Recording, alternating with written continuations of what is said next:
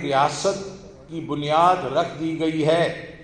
وفاقی وزیر خزانہ شوکت ترین کا کہنا ہے کہ معیشت کی ترقی کے ثمرات آج تک غریب آدمی تک نہ پہنچے۔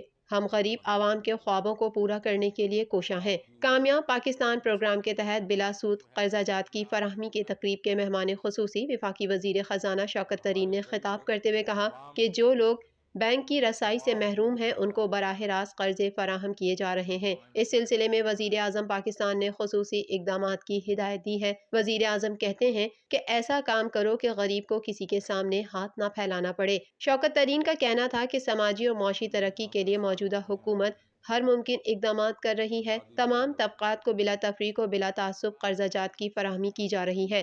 ہم غریب عوام کے خوابوں کو پورا کرنے کے لیے کوشاں ہیں۔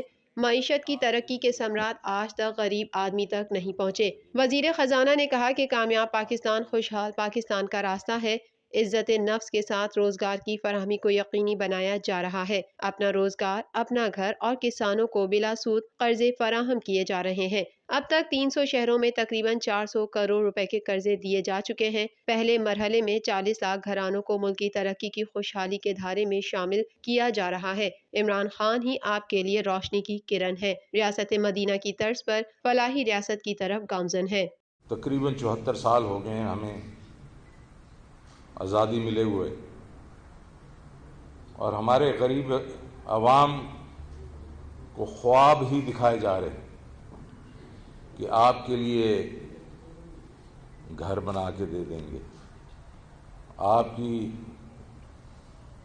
روٹی پانی کا بندوبست کریں گے۔